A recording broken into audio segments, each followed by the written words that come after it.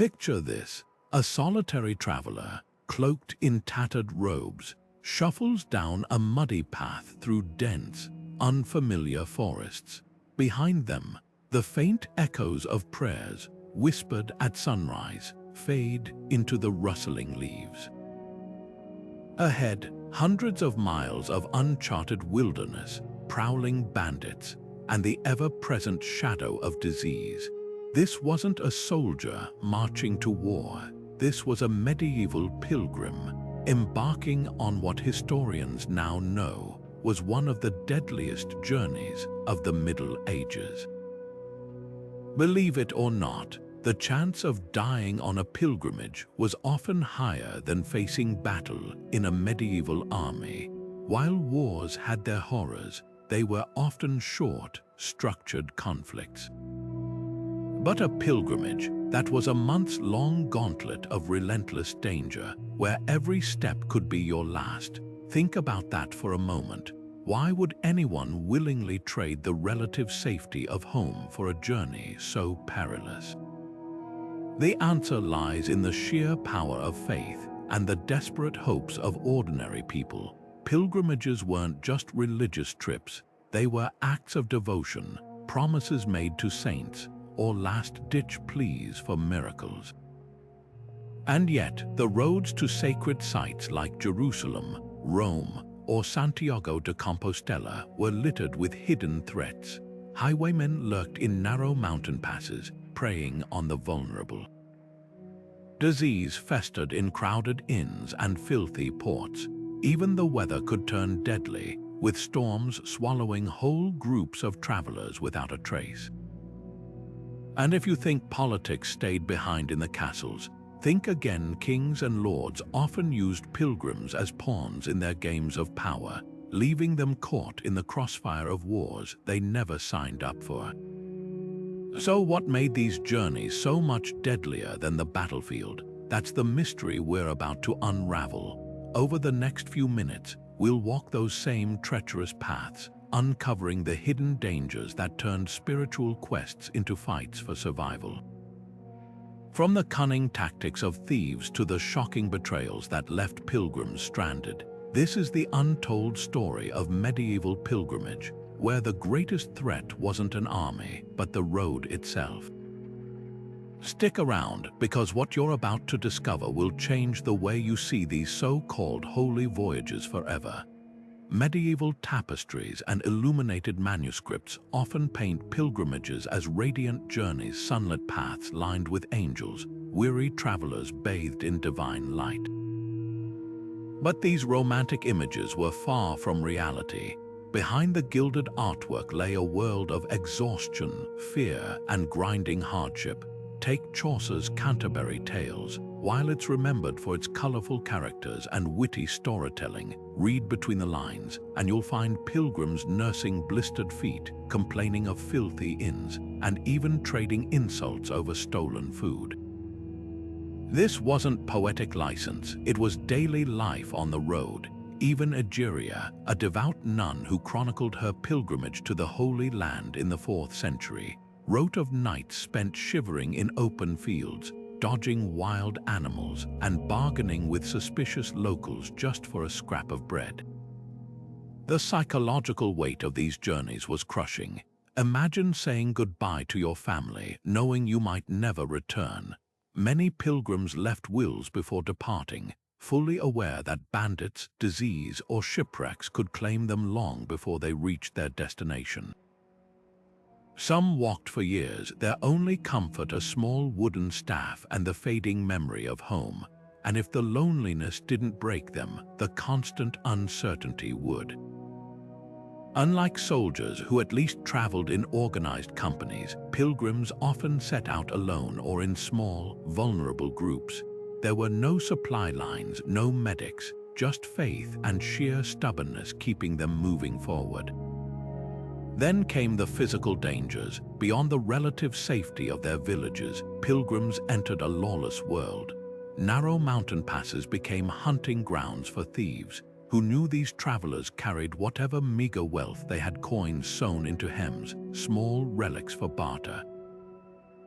Coastal routes were just as treacherous, with pirates patrolling the waters and unscrupulous ship captains overloading vessels until they sank in storms. Even the weather was an enemy. A sudden downpour could turn roads into impassable swamps, leaving pilgrims stranded for days without shelter. And let's not forget the wolves, real ones, not the metaphorical kind, that stalked isolated stretches of road after dark. This was the pilgrimage experience stripped of its gilded frame, not a serene stroll toward salvation, but a grueling test of survival where every mile demanded its price. The roads to salvation were paved with predators. For every pilgrim praying for safe passage, there was a bandit lying in wait, sharpening his knife and calculating his profit. These weren't just lone thieves, they were organized networks, running like shadow businesses along every major pilgrimage route. Take the Via Francigena, the ancient highway stretching from Canterbury to Rome. Its alpine passes became notorious choke points, where gangs would ambush travelers in spots so narrow there was no escape. Imagine walking a path barely wider than your shoulders, cliffs on one side and a sheer drop on the other, when suddenly figures emerge from the rocks. No weapons drawn yet, just a quiet demand for your purse, your boots, even the cloak off your back. Resistance meant a knife to the ribs or a push into the abyss. Records from medieval chronicles read like ledgers of despair. In one petition to the Duke of Savoy, pilgrims described being stripped naked by bandits near Mont-Cenis Pass, left to freeze unless they revealed hidden coins stitched into their garments. Another account tells of a group near Burgundy forced to surrender their shoes, crawling the next 10 miles on bloodied feet, but the worst fate, slavery. Captured pilgrims with no ransom value could be sold to Venetian or North African traders. A 12th century monk's diary recounts meeting a man in Marseille who'd spent 7 years as a galley slave after being snatched near Genoa. His crime, carrying a silver reliquary meant as an offering. What made these attacks so brazen was the sheer impunity. Local lords often turned a blind eye, some even taxed the bandits in exchange for leaving their lands untouched. In regions like the Pyrenees, robber barons operated openly, disguising theft as tolls for safe passage. Pilgrim badges, those tiny tin symbols sewn onto hats to show devotion, became bullseyes. Thieves knew these trinkets often hid sewn in coins or were made of precious metals themselves. Even the church's promise of protection meant little. A cross around your neck might save your soul, but it wouldn't stop a blade. The most chilling detail: this wasn't chaos, it was supply and demand. Bandits timed attacks to the pilgrimage seasons, knowing spring floods would force travelers onto predictable paths. They had lookouts in taverns, bribed ferrymen to capsize boats carrying the poor, and even used trained dogs to track those who fled. In a world where war had rules, ransoms for nights, truces for holidays, pilgrimage was lawless. No armor, no ransom value, just a slow, vulnerable walk through a gauntlet of greed, and waiting beyond the next bend, the very people meant to protect them. Corrupt officials who'd happily sell a pilgrim's whereabouts for a share of the loot.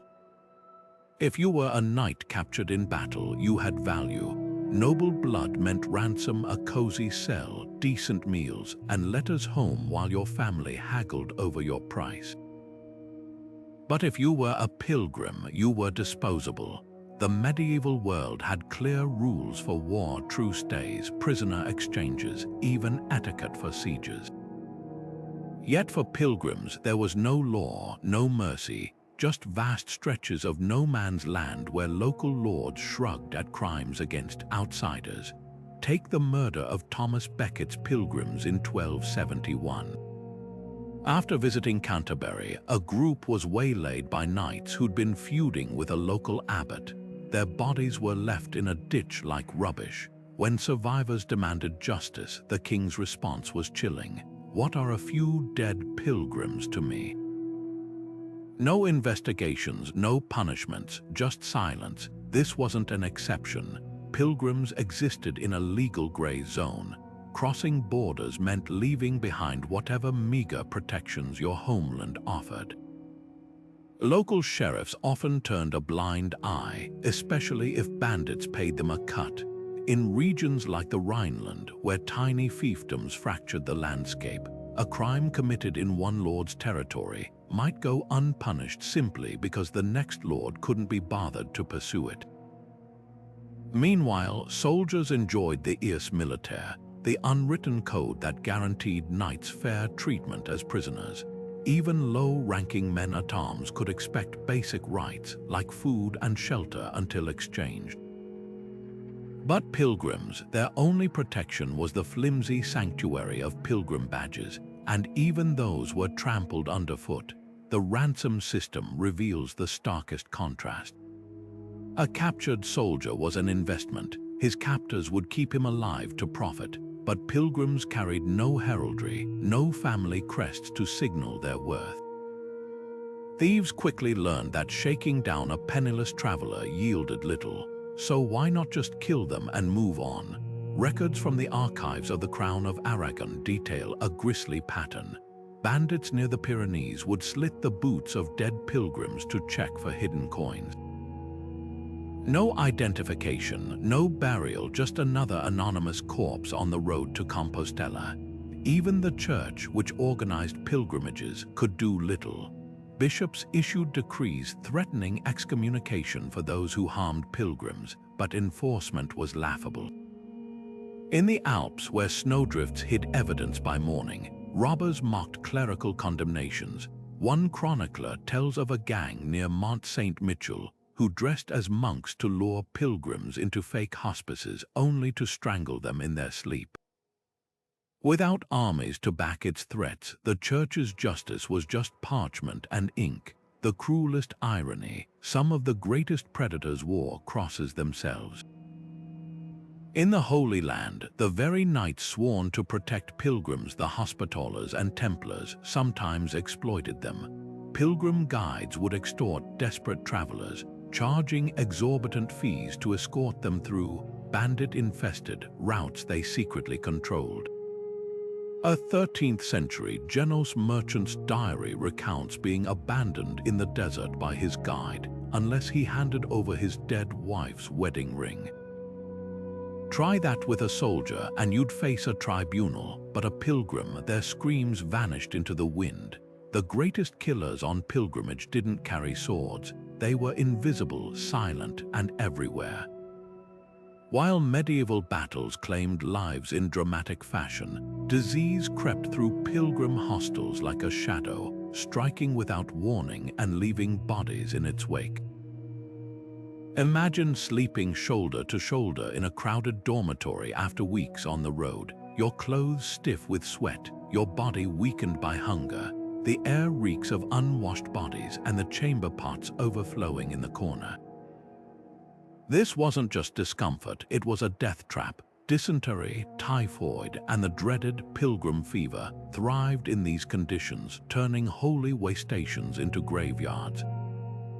Armies at least had field surgeons, rough but knowledgeable men who could stitch wounds, set bones, and cauterize injuries. Pilgrims, they clutched amulets and prayed to Saint Roch, the plague saint, while drinking from the same contaminated wells as the sick. Medieval medicine offered little help. Poultices of moldy bread for infections, bloodletting for fevers, and herbs blessed by monks who knew more about scripture than anatomy. A soldier with a festering arrow wound might survive if the surgeon got to him in time. A pilgrim with dysentery from tainted food, they'd be dead within days, their body dumped in an unmarked pit outside town. The numbers tell a grim story. During a typhoid outbreak along the Camino de Santiago in the 1200s, chroniclers described hostel floors slick with vomit, the sick abandoned by their companions for fear of contagion. One account estimates a third of pilgrims bound for Compostela that year never made it home, not from bandits or storms, but from fever alone. Even routine illnesses became deadly on the road. A simple cold could escalate to pneumonia when you slept in damp ditches or rain-soaked cloaks. And let's not forget the Black Death, which didn't discriminate between soldier and pilgrim, but found ideal breeding grounds in the cramped quarters of pilgrim ships and hospices. What made disease so much more terrifying than battle wounds was its randomness. A knight could parry a blow or hide behind armor, but no one could dodge bad air or spoiled meat. Pilgrims knew this intimately. They'd watch a healthy companion collapse at supper, dead by dawn, while the frail old woman beside them survived unscathed. Nature played no favorites, and unlike war, there were no truces, no safe camps. Every sip of water, every loaf of bread, every handshake with a fellow traveler was a roll of the dice. And when death came, it wasn't with the glory of battle cries, but in lonely, agonized silence, far from home and far from help. The mountains didn't care if you were praying. While medieval armies holed up in winter camps or waited out spring floods, pilgrims trudged onward straight into avalanches that buried entire groups in the Alpine passes without warning. Picture the horror of the Great St. Bernard Pass, where snowdrifts could swallow a man in seconds. One 12th century chronicle tells of 40 pilgrims vanishing near the summit, their bodies found months later, frozen in mid-step, their staffs still clutched in stiff hands. No trumpets sounded their deaths, no chronicles recorded their names, just silence and the next group of travelers stepping over the hidden graves beneath their feet. Rivers were no kinder. Flash floods turned shallow crossings into death traps, sweeping away those who hesitated. The pilgrimage route to Santiago had a notorious spot near the town of Sahagun, where the sea river would rise without warning after distant mountain rains. In 1423, a group of German pilgrims watched helplessly as the current ripped apart their makeshift bridge, drowning 17 people in front of them. Survivors wrote of bodies pinned underwater by their own packs, rosaries tangled in branches downstream. At least soldiers could wait for safer conditions. Pilgrims following the rhythm of church feast days had no such luxury. But nature's cruelest irony was reserved for sea voyages. Jerusalem-bound pilgrims crammed into leaky ships knew the Mediterranean's whims could be deadlier than any Saracen blade. In 1358, a storm off Cyprus capsized a vessel carrying 300 pilgrims. Witnesses on shore described the screams as the ship's mast snapped like a twig, plunging devotees into waves choked with their own luggage, heavy pilgrim badges dragging them under. The tragedy wasn't unique. Venetian port records list dozens of such disasters, often blamed on greedy captains who overloaded ships with paying passengers. What made these deaths so haunting was their indifference. Battlefields had rules, winter truces, merciful knights accepting surrenders, but an avalanche. A rogue wave, they didn't distinguish between sinner and saint. A pilgrim could recite every psalm by heart, yet still freeze to death in a mountain blizzard because some distant abbot declared Pentecost the ideal time to travel. Even the wealthy weren't spared when Elena of Aquitaine's entourage crossed the Alps in 1191. 2 of her ladies-in-waiting perished in a rockslide. No ransom could buy their way out of that. The accounts read like nature's taunts. In the Alps, pilgrims told of eerie echoes, voices of long-dead travelers calling from the mist, luring the living off cliffs. Sailors whispered of St. Elmo's fire dancing on masts before storms, a celestial warning that came too late. These weren't just stories, they were coping mechanisms for confronting the unbearable truth. On pilgrimage, your greatest enemy wasn't human malice, but the world itself, beautiful, uncaring, and utterly unconcerned with your prayers. A pilgrim's cloak might as well have been a target.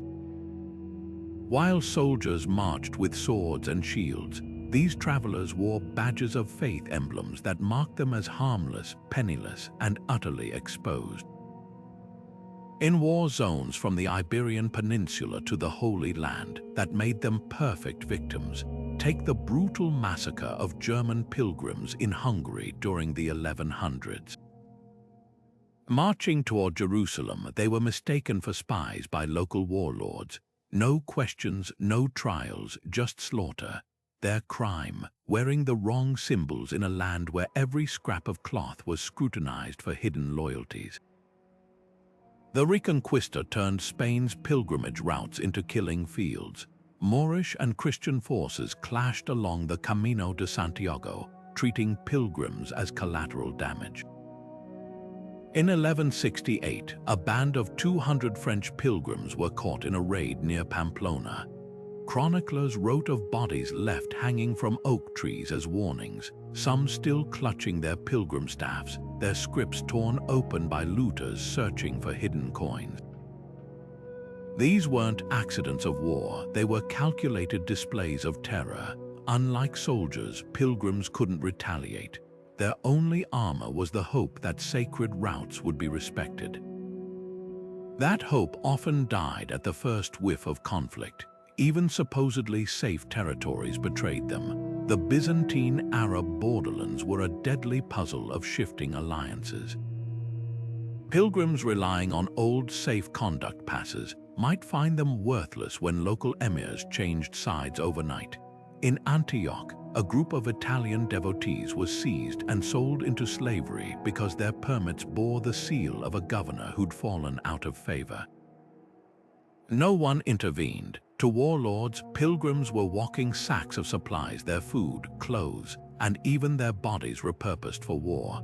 A chilling account from a Byzantine scribe describes Turkish mercenaries using captured pilgrims as human shields during sieges, knowing their Christian enemies might hesitate to fire. The cruelest twist, some rulers actively exploited pilgrim traffic. Hungarian kings taxed travelers passing through their lands, then looked the other way when bandits robbed them.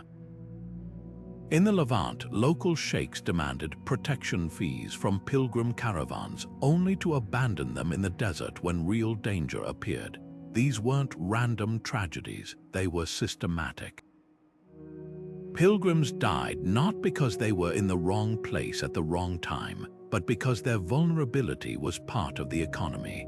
Every stolen coin fed a warlord's coffers. Every unburied corpse discouraged future travelers from resisting tolls. What's most haunting is how little changed over centuries. From the Rhineland to Jerusalem, pilgrims kept walking the same deadly paths, generation after generation, knowing the risks but going anyway. Their stories aren't just footnotes in history, they're proof that faith could be as dangerous as any battlefield and twice as unpredictable. The holiest places in Christendom had their own thieves, not lurking in shadows, but standing behind altars with outstretched hands and practiced smiles. While soldiers dealt with the straightforward brutality of wartime looting, pilgrims faced something far more insidious, a spiritual shakedown disguised as divine commerce. Take the relic trade, a booming industry built on desperation. Canterbury Cathedral alone claimed to house vials of St. Thomas Becket's blood that could cure blindness for a price. Pilgrims would spend their last coins on these miracle cures, only to find the liquid inside was rust-colored water or cheap wine. One furious traveler's diary from 1324 describes rubbing a supposed fragment of the true cross on his paralyzed arm for weeks, with no effect except an infected rash from the rotting wood. The scams were systematic. Shrine keepers employed relic hustlers who mingled with crowds, whispering of secret artifacts not displayed publicly for a higher donation, of course. In Rome, pilgrims were sold ladder fragments from Pontius Pilate's house, though no two pieces ever matched. Venice's merchants famously hawked enough splinters from Noah's Ark to rebuild the vessel twice over. Even the bones of saints multiplied suspiciously. 3 different French churches claimed to possess the complete skull of John the Baptist. The church turned a blind eye because these frauds funded cathedrals and crusades. A pilgrim cheated was just another sinner learning humility, or so the reasoning went. Currency exchange was another trap. Pilgrims crossing borders had to swap coins, and money changers near shrines rigged rates ruthlessly. A Florentine merchant's ledger from 1411 shows exchanging 1 gold ducat for 12 French livres at home, but only 7 livres near Santiago, with the difference pocketed by colluding priests. Those who protested were reminded that usury laws didn't apply to donations. Worse were the hostel scams. Inns advertised cheap beds but charged exorbitant fees for mandatory pilgrim blessings or threat of eviction after dark when bandits prowled. A German nun's memoir tells of being locked out in the rain at midnight for refusing to pay double for a moldy blanket. What made this predation unique was its psychological cruelty. Soldiers expected plunder. It was coded into the rules of war, with clear percentages going to kings, knights, and foot soldiers, but pilgrims carried trust alongside their coins. Their vulnerability wasn't just physical, it was the crushing realization that the very people meant to guide their souls were fleecing them. In Canterbury, vendors sold Beckett's tears, glass beads dipped in wax, to grieving parents who believed swallowing them would revive dead children. No battlefield looter could invent such heartbreak. The darkest schemes targeted the dying. Hospice workers in Jerusalem would comfort sick pilgrims by offering to deliver their final confessions and conveniently inherit their purses. A surviving letter from an English widow in 1483 accuses a hospice master of stealing her husband's ring, then charging her to view his unwashed corpse. These weren't crimes of opportunity, they were industries refined over generations to milk every drop of hope from the devout. While a soldier might lose his spoils to a stronger foe, a pilgrim lost theirs to a system designed to profit from their faith, one prayer at a time. A pilgrim's faith could be as dangerous as a sword, especially when it crossed cultures unarmed with knowledge. While medieval soldiers operated under clear banners and alliances, pilgrims stumbled into foreign lands with little more than zeal and a prayer book, unaware that a misplaced gesture or misunderstood ritual could turn devotion into disaster. Take the disastrous encounter in 1191, when a group of German pilgrims en route to Jerusalem offended their Muslim hosts by refusing to remove their shoes in a mosque. What began as a cultural misunderstanding escalated into a brawl, then a massacre, with 30 pilgrims slaughtered before local emirs could intervene.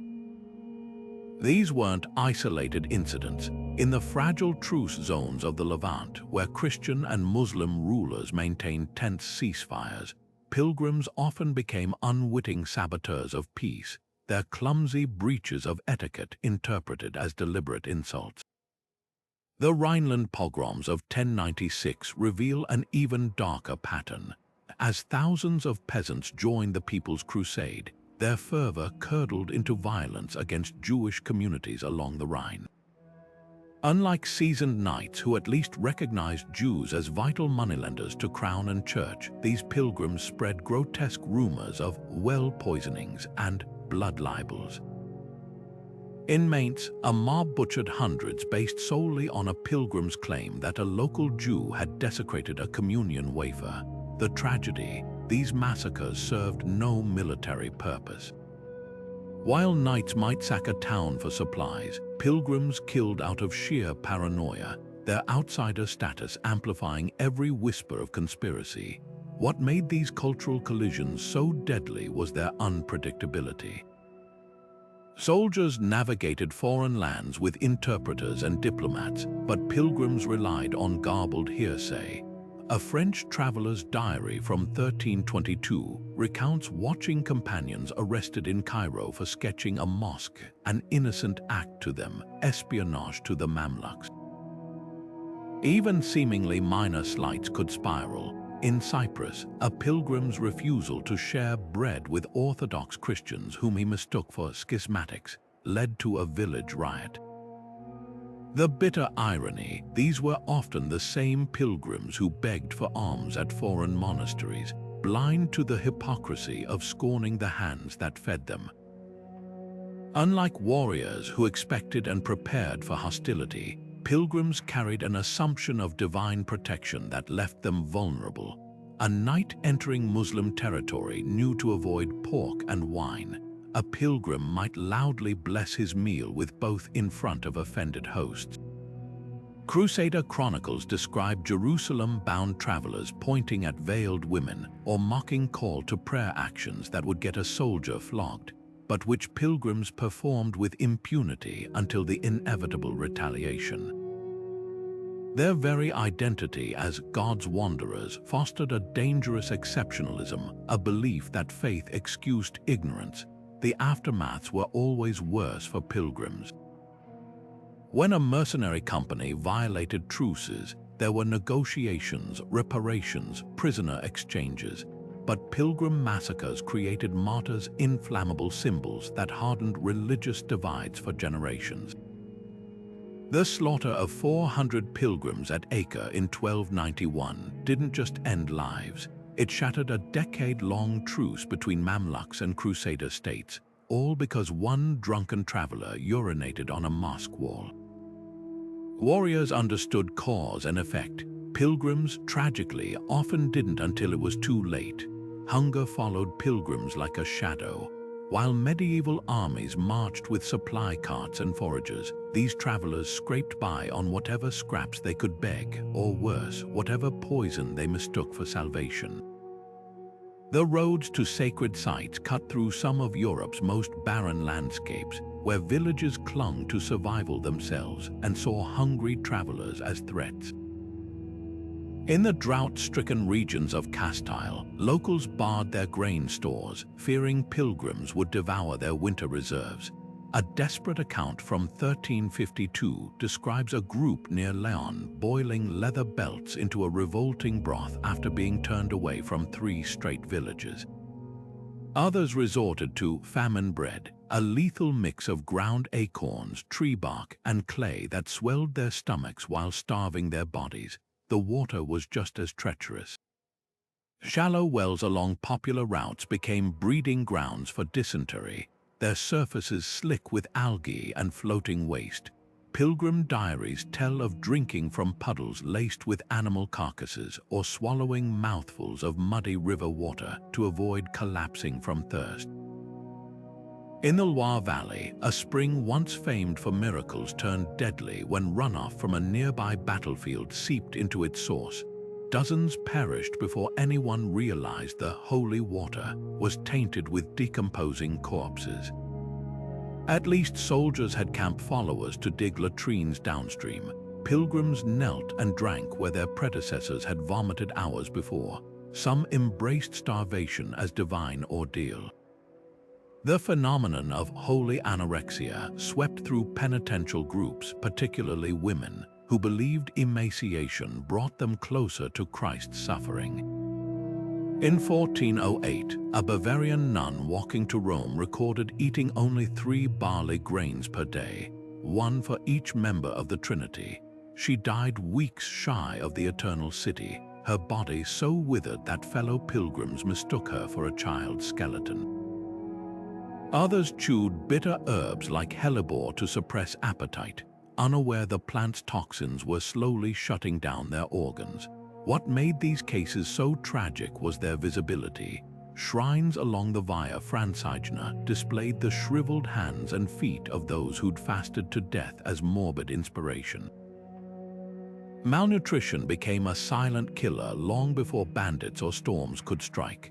Scurvy turned gums into bleeding sponges, while vitamin deficiencies left pilgrims stumbling blind through mountain passes. A Venetian physician's notes from 1421 describe treating French travelers whose teeth fell out after months of rotting fish and moldy biscuits, the only food affordable in coastal towns. Even those who reached their destinations often collapsed at the shrine gates, too weak to crawl the final steps. Their diaries reveal haunting priorities. One man's last entry near Compostela reads, "Sold my cloak for a candle to St. James. Now the cold takes me. No army would let its troops march without rations, but pilgrims, their suffering was their offering." The forests whispered with more than just wind. They carried the low growls of wolves circling just beyond the firelight. While medieval soldiers marched in armored columns with swords at their belts, pilgrims shuffled alone through places like the dark woods of Burgundy, where wolf packs grew bold enough to snatch children from village edges. Chronicles from Cluny Abbey tell of a pilgrim group in 1284 finding the remains of a lone traveler near Vézelay, his script torn open, his bones gnawed clean. No one buried him. The ground was too hard, the risk too great. Wolves weren't the only hunters. In Mediterranean ports like Marseille, pilgrims sleeping in abandoned ruins woke to vipers slithering through their bedding. A merchant's ledger from 1411 lists 3 Venetian pilgrims dying within a week, not from shipwrecks or thieves, but from the bite of a single asp hidden in their straw mattress. Then there were the bears. Scandinavian pilgrims heading to Nidaros Cathedral faced monstrous brown bears that saw humans as prey. Unlike soldiers who could scare off beasts with torches and spears, pilgrims relied on makeshift charms, bundles of garlic, jingling bells that often failed. The Flateyjarbók, an Icelandic manuscript, recounts a group of Norwegian pilgrims tying themselves together with rope at night to deter attacks. It didn't work. One morning, they found the rope severed by claws and a teenager missing, his screams still echoing in the fjords. The most feared animal wasn't large, it was rabid. Stray dogs plagued every pilgrimage route, and a single bite meant agony. The legend of St. Roch, the patron saint of plague victims, hints at how common this horror was. After Roch miraculously survived a rabid dog's attack, pilgrims invoked his name while passing packs of snarling strays. But miracles were rare. A doctor's journal from Padua describes treating a pilgrim whose face swelled shut after a rabid mongrel bit his cheek. The man begged for death long before the disease took him. What made these encounters so terrifying was their inevitability.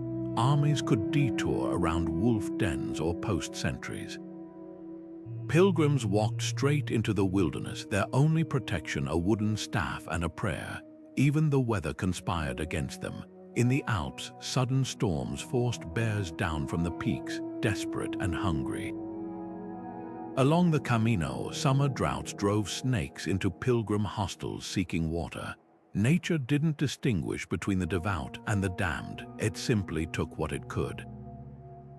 A knight might boast of slaying a boar in the hunt, but a pilgrim's encounter with nature's fury usually ended in silence, their body left where it fell, another unmarked grave on the road to salvation. Faith could crumble as quickly as a pilgrim's blistered feet. Imagine walking for months through storms, past corpses left unburied, surviving on scraps only to wake one morning and realize the sacred shrine at the end of your journey might not save you after all. This was the silent crisis that haunted medieval pilgrimage, not just the threat of bandits or disease, but the slow erosion of belief itself. While soldiers returned home when battles ended, pilgrims had no such closure. Their war was internal, fought in the quiet moments between footsteps where doubt festered like an untreated wound. Take the case of Brother Arnulf, a Benedictine monk whose diary from 1342 survives in fragments. After 3 years traveling from Flanders to Jerusalem, he wrote, "I have crossed mountains that stole my breath and deserts that stole my hope. but today, kneeling before the Holy Sepulchre, I feel nothing. Have I come all this way only to discover my faith is ashes? His words weren't unique. Other accounts describe pilgrims breaking down at sacred sites, sobbing not from joy, but from the horrifying realization that their suffering might have been meaningless. For every devotee who found transcendence, there were those who found only emptiness, and no medieval text prepared them for that. Excommunication was the ultimate spiritual guillotine. A pilgrim who unknowingly violated church law, say by seeking shelter in a town under papal interdict, could be cut off from sacraments mid-journey, their soul suddenly stranded. In 1289, a French weaver named Mathilde was denounced by a rival who accused her of heresy after an argument over shared bread. By the time Mathilde reached Rome to appeal, she'd been barred from every hostel along the Via Francigena. Her final letter, scrawled on a scrap of parchment, pleads, "If God sees my heart, why does his church turn me away?" She died outside the city walls. Her body refused even the charity of a pauper's grave. The stigma of turning back was unbearable. Pilgrimage contracts often required travelers to bring home proof of completion, a palm frond from Jerusalem, a Compostela certificate, or face ridicule. In English villages, those who returned early were called half-saints and barred from communion until they completed penance. A Yorkshireman's will from 1411 includes a haunting clause. His son, who abandoned a Rome pilgrimage after losing 2 toes to frostbite, was disinherited for failing God and kin. No such shame followed a soldier who retreated from battle. Duty had limits, but devotion, to quit pilgrimage, was to admit your soul was weak. The cruelest twist was the loneliness. Soldiers shared their traumas in tavern songs and veterans' tales. Pilgrims bore their crises in silence, fearing confession would prove their faith fraudulent. A German nun's hidden journal from 1502 confesses, "I envy the martyrs, they died believing. I live, and each step whispers, what if nothing awaits you?" Her words echo across centuries, not as a failure of faith, but as proof of its cost. Pilgrimage didn't just test the body. It demanded the unthinkable, staring into the abyss of doubt and walking onward anyway. The road showed no mercy to the very young or the very old, unlike armies, which often barred them entirely. While medieval commanders dismissed boys and gray-haired men as unfit for battle, pilgrimages welcomed them with open arms, only to grind their fragile bodies into the dust. Take the infamous Children's Crusade of 1212, where thousands of adolescents, some as young as 7, marched south believing the Mediterranean would part for them like the Red Sea. It didn't. By the time they reached Genoa, starvation and disease had already claimed hundreds. Those who survived the journey were betrayed by slave traders who promised passage to Jerusalem but delivered them to North African markets instead. Chroniclers wrote of mothers combing the docks for years, clutching tiny shoes their children had worn when they vanished into the crowd. The elderly fared no better. A 60-year-old farmer setting off to atone for his sins wasn't given lighter loads or safer paths. He carried the same weight, forded the same icy rivers, and slept in the same flea-infested hostels as everyone else. Church records from Canterbury list dozens of pilgrims over 70 who collapsed within sight of the cathedral, their hearts giving out after months of hardship. One particularly grim account describes an elderly couple from Normandy who walked to Santiago de Compostela in 1405, dragging their arthritic limbs through the Pyrenees. They made it within 20 miles of the shrine before winter buried them in a snowdrift. Their bodies weren't found until spring, their fingers still interlaced in a final prayer. What made these losses so devastating was their inevitability.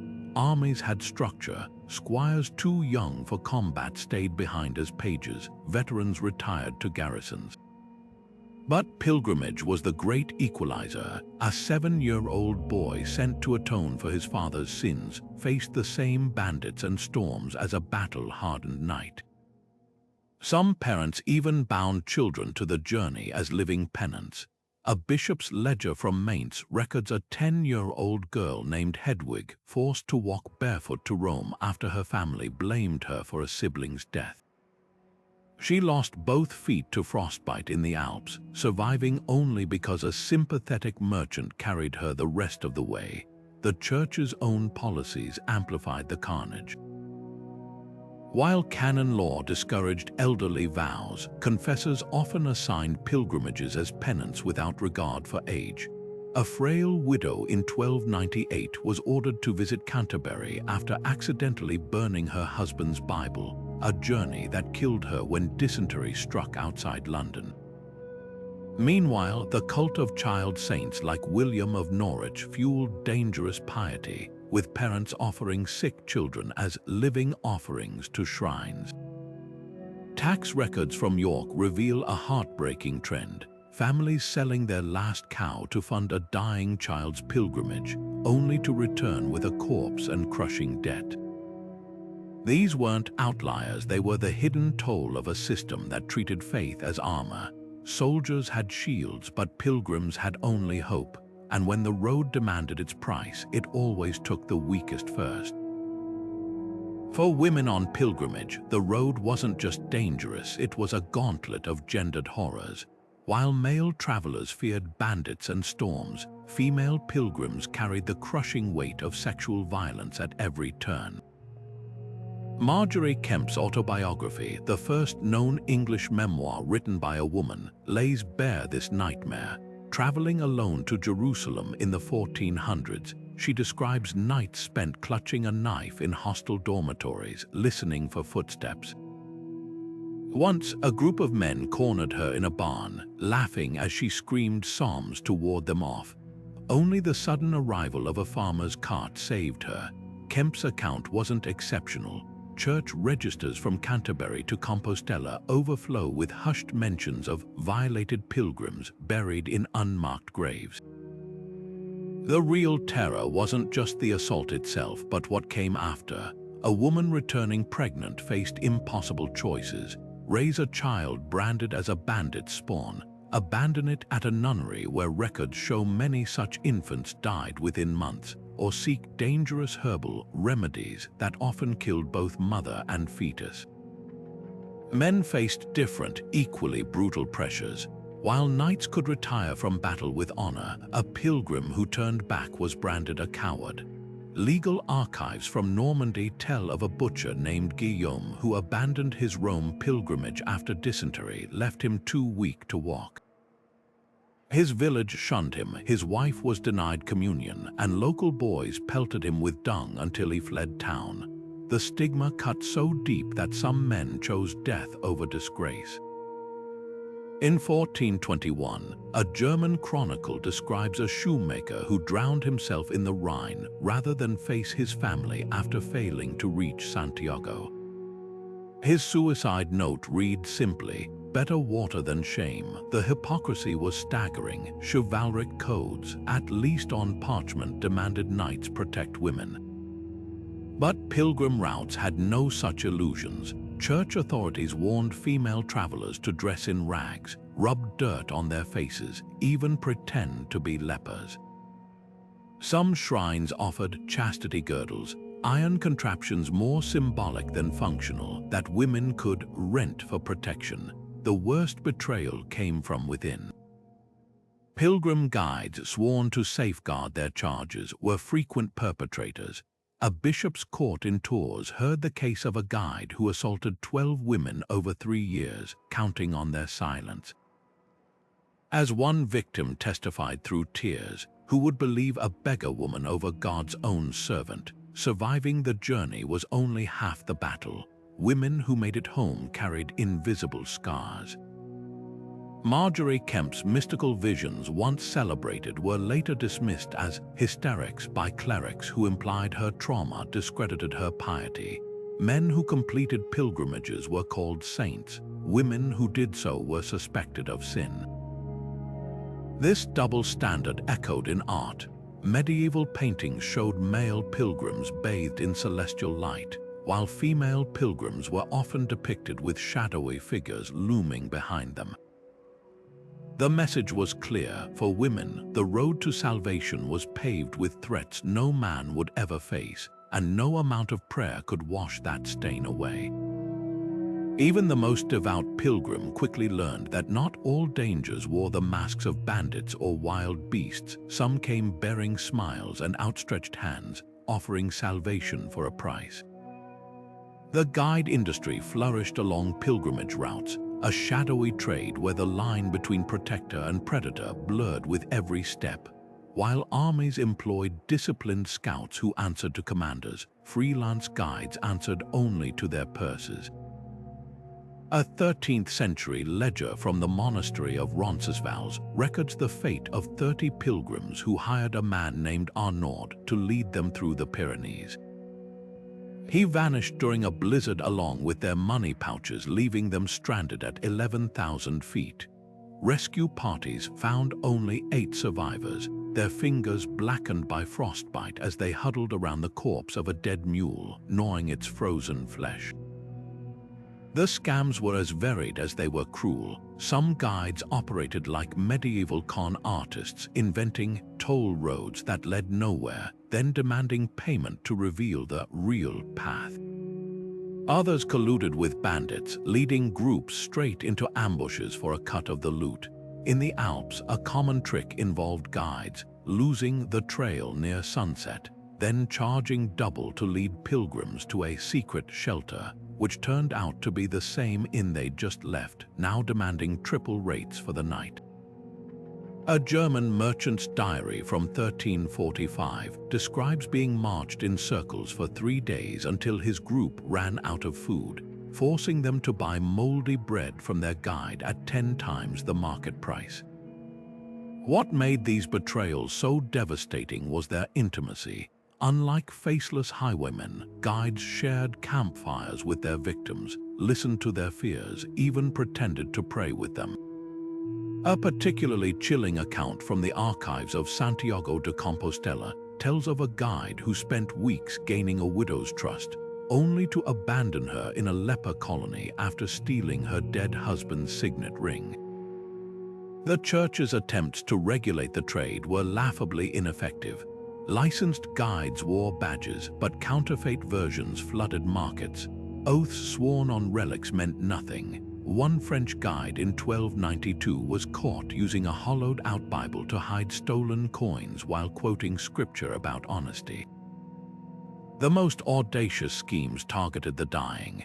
Unscrupulous guides near Jerusalem would convince ailing pilgrims that certain death required immediate donations to secure their place in heaven. A Hospitaller report from 1311 exposes a ring that extorted over 300 gold florins from feverish travelers in the Dead Sea Valley, promising their names would be added to special prayer lists that didn't exist. By the time victims realized the deception, they were too weak to protest or already dead. Trust became the ultimate luxury. Seasoned pilgrims learned to hide coins in wax-filled pilgrim badges, distrust even the most pious-seeming companions, and memorize multiple route descriptions to catch guides in lies. But for every cautious traveler, a dozen newcomers arrived wide-eyed and vulnerable, their faith in humanity as fragile as their blistered feet. The road to salvation, it seemed, was paved not just with good intentions, but with the shattered trust of those who learned too late that some men sold their souls for far less than 30 pieces of silver. A pilgrim's cross could be a death sentence in the wrong place. While soldiers marched under clear banners, their allegiances emblazoned on surcoats and shields, devotees, shuffling toward holy sites, carried symbols that shifted meaning with every border crossed. In the tangled web of medieval religious politics, a crucifix wasn't just an object of faith. It was a lightning rod for centuries-old grudges. Take the massacre of Coptic pilgrims in Jerusalem during Easter of 1268. These Egyptian Christians, wearing their distinctive blue tattoos of the Coptic cross, arrived during a rare truce between Crusader and Mamluk forces. But no truce protected them from the city's Orthodox Christian majority, who viewed the Copts as heretics. When a dispute erupted over who had the right to light the Easter fire at the Church of the Holy Sepulchre, the Copts were dragged into the streets and beaten to death with censers and processional crosses, tools of worship turned into weapons. Their crime, practicing the same faith but in the wrong way. The irony was brutal. While knights could negotiate safe passage based on clear military alliances, pilgrims operated in a murky world where theological differences mattered more than nationality. A Frankish soldier might be spared in Muslim-held Jerusalem if he surrendered, but a Franciscan friar wearing his order's rope belt could be stoned for sorcery by locals who mistook the knots for pagan talismans. Even seemingly minor distinctions proved deadly. In Constantinople, Latin Catholic pilgrims were attacked for crossing themselves with 5 fingers instead of the Orthodox 3, a gesture so slight, yet enough to mark them as enemies. One Venetian merchant's journal describes watching a group of Sicilian pilgrims lynched near the Hagia Sophia because their chant to the Virgin Mary used the word filioque, a term that had sparked schisms for centuries. They hadn't even known they were walking into a theological war zone. What made these deaths so senseless was their inevitability. Soldiers studied their foes, learning the colors of rival houses, the heraldry of enemy knights. But how could a peasant from Provence know that wearing a certain shade of red in a Bulgarian monastery would be seen as mocking the martyrdom of Saint Ivan? Or that carrying a Western-style rosary in Serbia might get him accused of witchcraft? Pilgrims moved through a labyrinth of invisible lines where devotion to one saint could insult another region's patron. In 1244, a group of Irish pilgrims were slaughtered near Kiev simply because their wool cloaks bore embroidered images of St. Patrick, a figure the local Slavic clergy dismissed as a fake saint. The worst violence often erupted where faiths collided. Along the Camino de Santiago, Muslim converts to Christianity, known as Moriscos, faced abuse from both sides.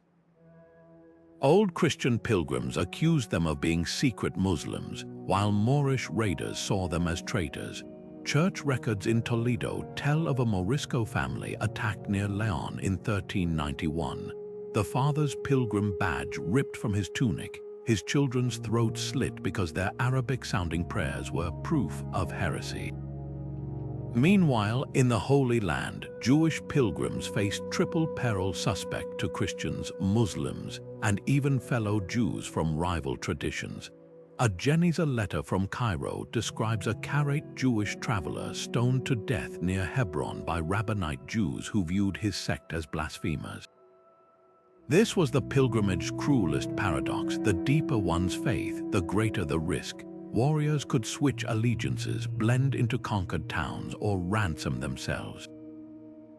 But a pilgrim's very identity, written in the calluses on their feet, the prayers on their lips, made them walking targets in a world where the wrong symbol, spoken word, or gesture could turn a path to salvation into a road to the grave. Unlike soldiers who expected enemies, pilgrims often never saw their killers coming until the stones began to fly. A pilgrim's purse was as much a target as their soul, and entire towns knew it. While soldiers could commandeer supplies under the banner of wartime necessity, pilgrims had no such power. They arrived in unfamiliar villages with foreign accents, their desperation etched into sunburned faces, and locals saw them not as devotees but as walking treasure chests. Take the infamous ferry crossings along the Loire River. where boatmen charged 12 times the normal rate during peak pilgrimage seasons. Records from the Abbey of St. Martin in Tours tell of a widow in 1289 who paid with her dead husband's wedding ring after the ferryman swore the waters were too dangerous for anything less. The truth, the river was calm that day. The real danger was the armed thugs lounging on the opposite bank, splitting profits with the boatmen. The indulgence trade turned salvation into a cutthroat marketplace. Unscrupulous priests peddled scraps of parchment claimed to bear the Pope's seal, promising years off purgatory for a fee. In the shadow of Chartres Cathedral, hawkers sold Mary's tears, vials of well water, as relics guaranteed to cure infertility. A particularly brazen scam near Rome involved priests rediscovering long-lost catacomb saints, then charging pilgrims to touch the bones. When one Florentine merchant demanded proof, the priest admitted the skeleton was a beggar who died the previous winter. By then, 3,000 pilgrims had already paid for the fraud. Even death wasn't free. Grave robbers patrolled hostel sick rooms, lifting coins from the dying before their bodies cooled. In Santiago de Compostela, shrouds cost 6 months' wages for a peasant, forcing families to bury loved ones in borrowed linen, return to the church for the next corpse. A surviving ledger from a Rhineland hospice lists burial fees deducted from dead pilgrims' purses down to the last penny, including a charge for washing the soul's feet that suspiciously matched the price of the hospice master's new horse. The cruelty lay in its predictability. Soldiers expected war's chaos, looted villages, stolen livestock, but pilgrims, they carried hope, and predators profited from its weight. A Breton weaver's diary from 1422 captures the despair. Every hand outstretched for alms, for tolls, for blessings takes not coins but pieces of my faith. His final entry, scribbled outside Rome, notes selling his cloak to pay a priest for last rites. The priest pocketed the coins and walked away. Monasteries promised sanctuary, but behind their walls lurked horrors no battlefield could match. While army camps enforced strict hygiene, latrines dug downhill, quarantined sick tents, medieval hospices crammed the dying and healthy together on flea-infested straw. A 13th century ledger from the Hospitallers in Jerusalem reads like a plague register. Brother Henry reports 40 pilgrims dead this week, 20 from thirst, 20 from those who drank beside them. The very places meant to heal became death traps. Take the infamous hostel at Roncesvalles Pass, where pilgrims collapsed from exhaustion only to contract hospice fever, likely typhus from lice breeding in the unwashed wool blankets. A French monk's diary describes waking to find his bedmate stiff and blue, their shared cloak crawling with insects. At least soldiers had surgeons who burned infected bandages. Monastic infirmarians reused the same blood-crusted rags for weeks. Even the wealthy weren't spared. When Elena of Castile stayed at a priory near Canterbury in 1272, her attendants noted a stench so foul the candles themselves seemed to sicken. She left within hours. Ordinary pilgrims had no such choice. The greatest irony, some hospices profited from the carnage. In Santiago de Compostela, hostel keepers charged extra for sanctified beds, allegedly blessed against disease, though the straw was rarely changed. A German merchant's will from 1391 bequeaths funds to investigate why his wife died in a Lyon hospice after paying for a pure mattress later, found stuffed with rags from a leper colony. Meanwhile, army camps rotated sleeping grounds to avoid contamination, a practice dating back to Roman legions. Pilgrims slept where generations of the sick had wheezed their last. Records from Canterbury's infirmary reveal the grim math. Pilgrims who stayed more than 3 nights had a 1 in 2 chance of developing black sores, likely gangrene from infected blisters. A heartbreaking account from a 12-year-old boy's pilgrimage in 1403 describes his father succumbing not to road injuries, but to a festering scratch from a hospice's splintered bunk. Soldiers expected battlefield filth, pilgrims died believing they'd reached safety, the road's final cruelty, teaching them too late that even holy walls couldn't keep death at bay. Pilgrimage wasn't just a journey, it was a transaction with the divine where suffering became the currency of salvation.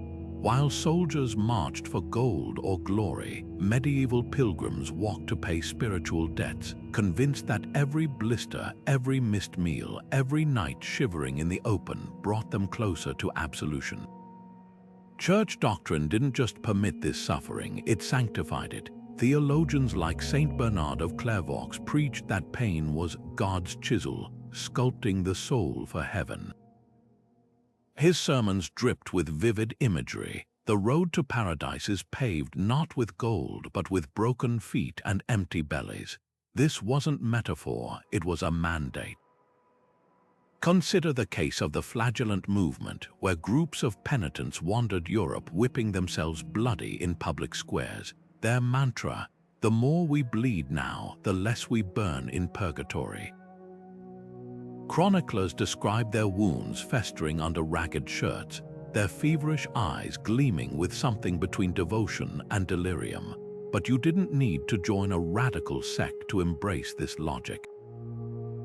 Ordinary pilgrims internalized it, choosing the hardest routes, deliberately scaling cliffs instead of taking bridges, fasting until they hallucinated, even wearing hair shirts that rubbed their skin raw. A merchant's diary from Cologne recounts meeting a man who walked barefoot from Bruges to Rome in winter, his frostbitten toes leaving crimson smears on the snow. When asked why, he simply said, "Christ carried the cross, can I not carry my sins?" The church's incentives twisted danger into virtue. Priests assigned pilgrimages as penance for crimes, yes, but also for mundane sins like gossiping or skipping mass. The length and difficulty of the journey matched the offense: a 3-day walk to a local shrine for petty theft, a year-long ordeal to Jerusalem for adultery. Records from English ecclesiastical courts show a blacksmith sentenced to walk to Canterbury in chains after striking a priest during an argument. He died of infected leg irons near Dover, but the bishop noted his death, completed his penance satisfactorily. No pardon was needed for a corpse. This theology of suffering bled into every aspect of pilgrimage. Wealthy patrons paid proxies to endure journeys for them, proof that pain, not distance, was the real commodity.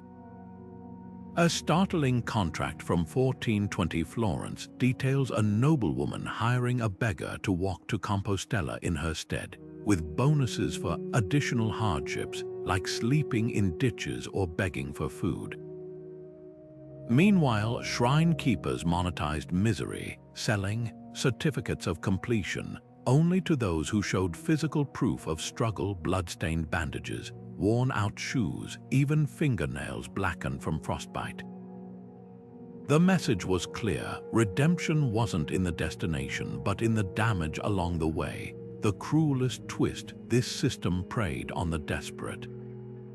A peasant who stole bread to feed his family might be sent on a pilgrimage he couldn't afford, forcing him to beg, a crime that could extend his penance indefinitely. A widow accused of witchcraft might choose a suicidal winter journey to clear her name, knowing refusal meant the stake. Even children weren't spared. Church ledgers in Normandy list a 9-year-old boy ordered to walk to Mont Saint Michel after accidentally burning down his family's barn. He vanished in a storm, his body found months later still clutching the pilgrim badge his mother had sewn into his tunic. Soldiers could desert, merchants could bribe their way out of trouble, but pilgrims, their very salvation depended on enduring what no sane person would willingly choose. The road to heaven, it seemed, was paved with the broken bodies of those who truly believed that agony was the only language God understood. Reaching the shrine was only half the battle. The journey home killed just as many. While victorious soldiers marched back to feasts and fanfare, pilgrims faced a cruel twist, surviving the road to salvation only to perish on the path back to ordinary life. The palm frond from Jerusalem, the scallop shell from Compostela, these weren't just souvenirs. They were lifelines, proof that you'd completed your sacred vow. Lose them and you might as well have never left. A Burgundian farmer's diary from 1324 tells of being robbed near Marseille, his precious palm frond snatched along with his purse. He spent 3 weeks begging outside Avignon, terrified to return home without it. "Better to die here," he wrote, "than face my wife's eyes when she sees I have nothing to show for 2 years gone." The suspicion awaiting failed. Pilgrims cut deeper than any blade. Villagers expected miracles, healed limbs, blessed relics, stories of divine visions. Come back empty-handed, and whispers followed. Had you lied about going? Had God rejected your prayers? In Suffolk, a weaver named Thomas was accused of fraud in 1409 after returning from Canterbury with no badge. His neighbors shunned him. His own daughter refused to share his bread. Church courts reveal even darker fates, like the Bavarian widow who drowned herself in a mill pond after her missing Santiago certificate got her branded a false pilgrim. No soldier ever faced such scrutiny for losing his shield. Then there were the predators who lurked near journey's end, knowing pilgrims carried their most precious cargo on the return. The forests of the Rhineland hid thieves who specialized in ambushing travelers within a day's walk of home, their victims too exhausted to fight back. A chilling account from Mainz describes a man found murdered on the riverbank, his scallop shell still clutched in his hand, his village church spire visible across the fields. He'd walked 2,000 miles only to die where he could smell his mother's hearth smoke. Some never made it past the doorstep. Parish records in Normandy tell of a shoemaker stabbed by his own brother in 1421. A dispute over whether his worn-out boots proved he'd really been to Rome. Other returnees faced accusations of witchcraft if they came back changed, too thin, too quiet, their eyes haunted by things they couldn't explain. A French chronicle recounts a woman burned as a heretic because her Jerusalem pilgrimage left her addled by foreign devils. Her crime, speaking Arabic phrases learned from kind strangers. The cruelest homecomings were reserved for those who returned successful. A Florentine merchant's ledger notes the case of a man robbed and left for dead 3 miles from home by his own cousins who coveted the indulgences he'd earned. Unlike soldiers who shared spoils with their communities, pilgrims carried intangible treasures: grace, absolution, a lighter load in purgatory.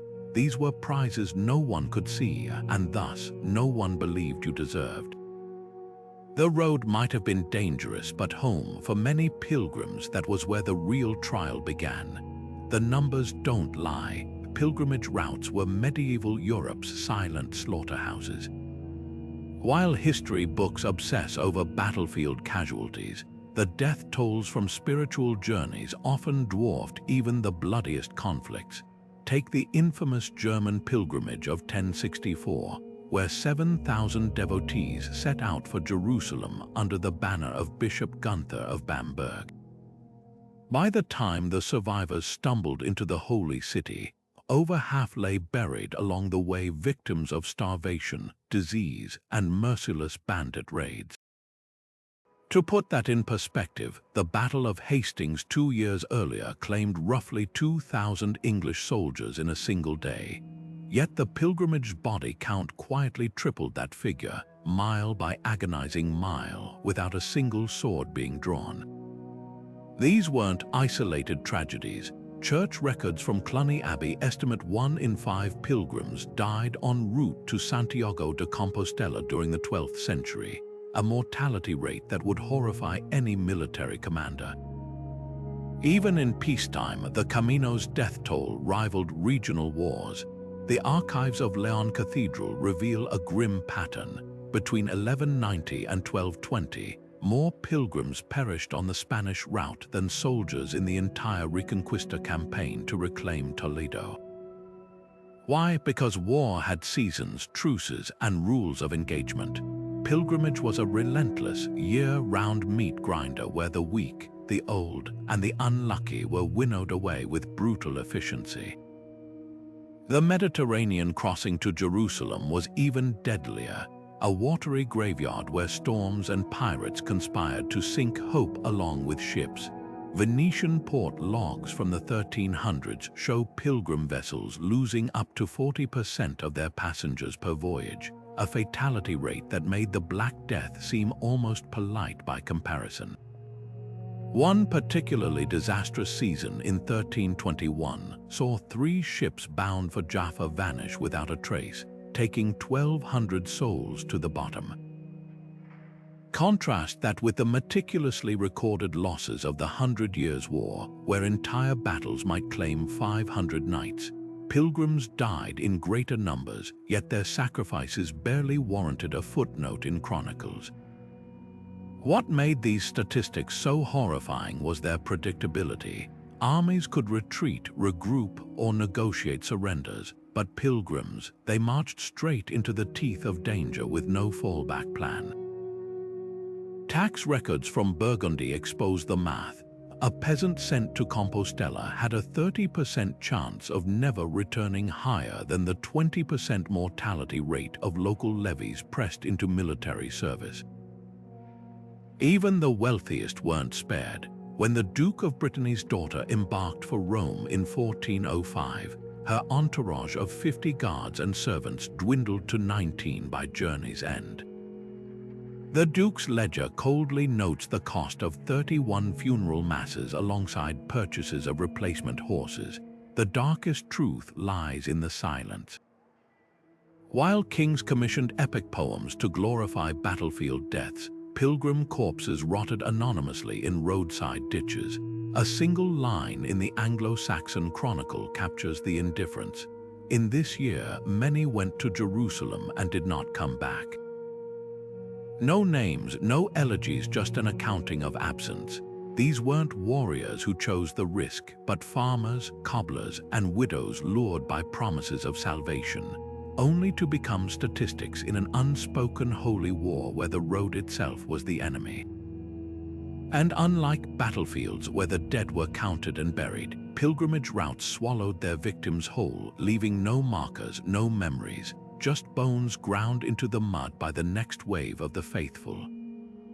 Centuries may have passed, but the ghosts of medieval pilgrimage still whisper through modern travel. Those same dangers that stalked Chaucer's pilgrims, the scam artists, the treacherous transport, the lurking predators never truly vanished. They just traded their cloaks for tour guide badges and their muddy paths for overcrowded buses. Today's traveler clutching a selfie stick in Rome faces eerily similar threats to a medieval devotee gripping a pilgrim's staff. Pickpockets swarm sacred sites like Santiago's cathedral, just as they once prowled Canterbury's shrine. Taxis from airports inflate fares with the same brazenness as Alpine ferrymen 800 years ago. Even the relic scams persist now. Its counterfeit designer bags sold as authentic near the Vatican instead of fake saints' bones. The tools changed, but the playbook remains. Dante knew this truth when he reserved a special circle of hell in his Inferno for fraudulent guides, those who sold the stairs to heaven. His vision of sinners marching eternally with their heads twisted backward perfectly captured the betrayal felt by pilgrims duped on the road. One chilling passage describes a guide who led travelers in circles for profit, only to abandon them in bandit territory. Sound familiar? Modern review sites overflow with identical horror stories. Guides in Jerusalem's old city vanishing after taking deposits, or tuk-tuk drivers in Bangkok accidentally delivering tourists to gem scam shops instead of temples. The medieval fear of being stranded in a foreign land without language or resources echoes in every panicked post on travel forums today. Yet there's a crucial difference. War's dangers shrank with treaties and technology. No one fears Viking raids on coastal towns anymore, but pilgrimage risks merely shapeshifted. Medieval bandits hiding in mountain passes became unlicensed cab drivers rigging meters. Corrupt shrine keepers overcharging for blessings transformed into fake monks placing cursed beads around necks in Beijing, then demanding payment to remove the curse. Even nature's threats evolved. Avalanches that buried pilgrims now appear as typhoons stranding cruise ships or wildfires closing national parks, the common thread. Vulnerability. Whether you're a medieval peasant or a modern backpacker, being far from home with limited funds makes you a target. The most haunting parallel lies in the economics of exploitation.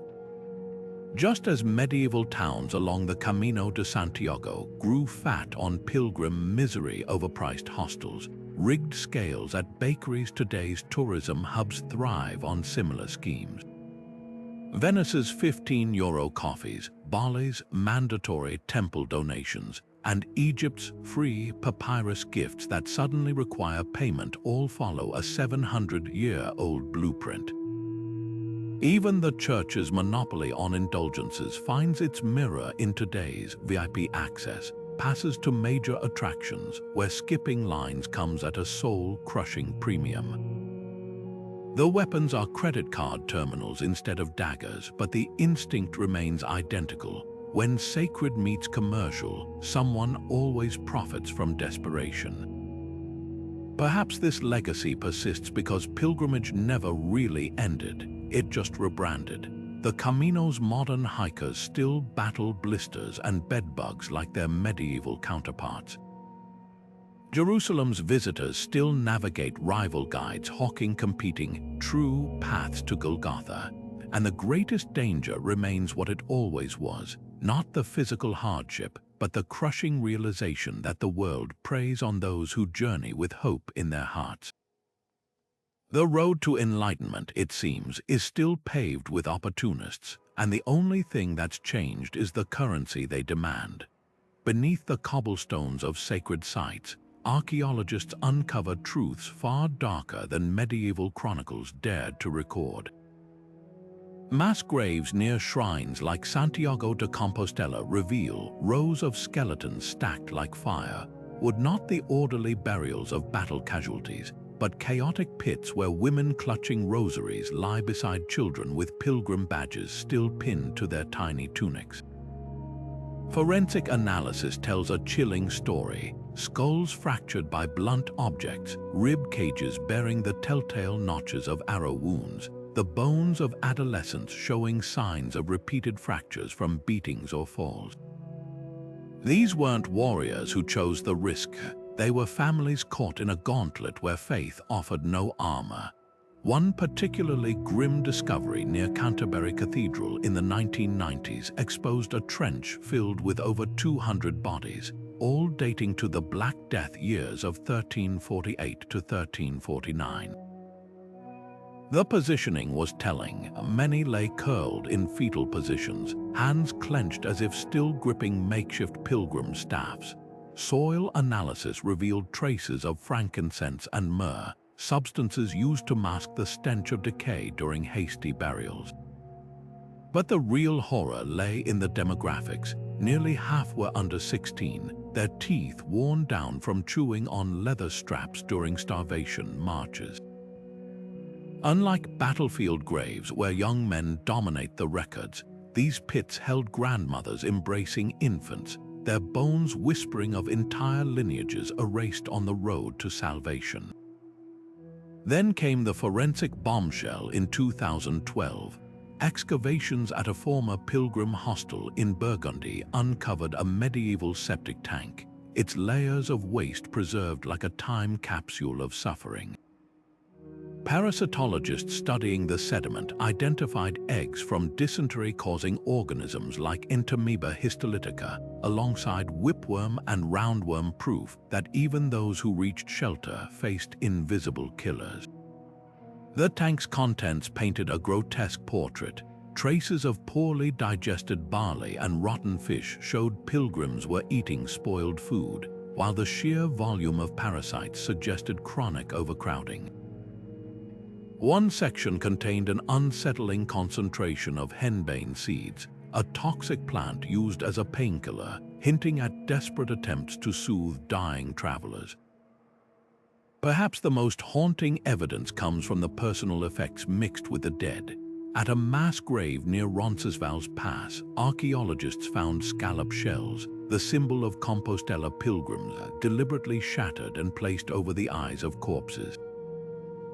Was this a final insult from robbers, or a macabre attempt to close the eyes of those who died far from home? Nearby, a child's skeleton wore a corroded lead token around its neck, later identified as a suffrage badge, a medieval get-well card meant to transfer prayers from the living to the dead. The cruel irony, it likely arrived too late, clutched by a parent who perished before reaching their sick child. These graves force us to rewrite history. Battlefields leave clear narrative sword cuts on bone, arrowheads lodged in ribs, but pilgrimage deaths tell a messier, more intimate story of systemic collapse. A woman's skeleton in Leon shows healed fractures from an earlier journey, proving she'd survived one harrowing trip only to die on the next. A cluster of bodies near Mont Saint Mitchell harbors genetic evidence of the same rare intestinal parasite, suggesting an entire group succumbed to contaminated well water.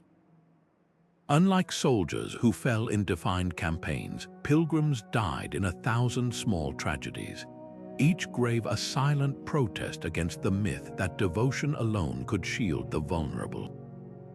The archaeological record doesn't lie. For every glorious cathedral raised by medieval faith, there's an unmarked pit beneath its shadow where the true cost was paid. Not in the quick steel of battle, but in the slow, grinding misery of those who believed right up to their last breath. That suffering was the price of grace. The death of a soldier might earn a parchment listing his deeds, his family compensated with land or coin. But a pilgrim's demise, that was a blank space, a gaping uncertainty that fraudsters turned into gold. In the shadowy backrooms of medieval shrines, a vile trade flourished, the sale of forged pilgrimage certificates to grieving families desperate for closure. Imagine a widow in Normandy, clutching a scrap of vellum that proved her husband reached Jerusalem before dying, never knowing the document was inked by a monk's bored apprentice, the wax seal lifted from a discarded charter. These weren't petty crimes, they were systemic betrayals, preying on the very human need to believe a loved one's suffering meant something. The scam's mechanics were chillingly simple. Scribes near major pilgrimage sites kept templates with blank spaces for names and dates, ready to be filled for the right price. A ledger from Canterbury Cathedral's Undercroft reveals the going rate in 1324. 12 silver pennies for a completed pilgrimage certificate, 20 if you wanted fake eyewitness signatures. The most brazen operators even offered tiered packages: a basic certificate, a deluxe version with a miraculous last confession, or the premium Saintly Encounter edition claiming the deceased had visions of the Virgin Mary. One surviving forgery in the Vatican archives boasts such florid prose about a peasant's deathbed aura that historians initially mistook it for genuine hagiography. What made this fraud so pervasive was the asymmetry of information. When a knight fell at Agincourt, his family received detailed reports, the battle's location, his final words, even the herald who identified his body. But pilgrims vanished into the void. A merchant's wife in Cologne might wait years for news of her missing husband, only to receive a letter from a fellow traveler, actually a con artist claiming he'd died piously at a hostel near Rome, conveniently just after paying for a certificate to be sent home. The archives of the Crown of Aragon contain a heart-wrenching petition from 1402, where a daughter accuses a Valencia notary of selling her 3 different death certificates for her father, each placing his demise in a different city along the Camino. The Church's complicity was the rotten core of the system, while military orders like the Templars kept meticulous rolls of fallen brethren. Ecclesiastical authorities rarely tracked pilgrims beyond counting coins at relic viewings. At Santiago de Compostela, the very office issuing legitimate certificates turned a blind eye to counterfeits. After all, the forger's clients still paid cathedral taxes. A bishop's memo from 1385 complains not about the fraud but about being undercut. These rogues sell their parchments for half what we charge, yet still use our cathedral's name. Even when exposed, punishments were laughable. The worst fate awaiting a caught forger, a penance pilgrimage with genuine paperwork this time. The cruelty lay in its psychological toll. For soldiers' families, grief came with closure, a body to bury, a death date to mourn. But pilgrims' loved ones were left suspended in doubt.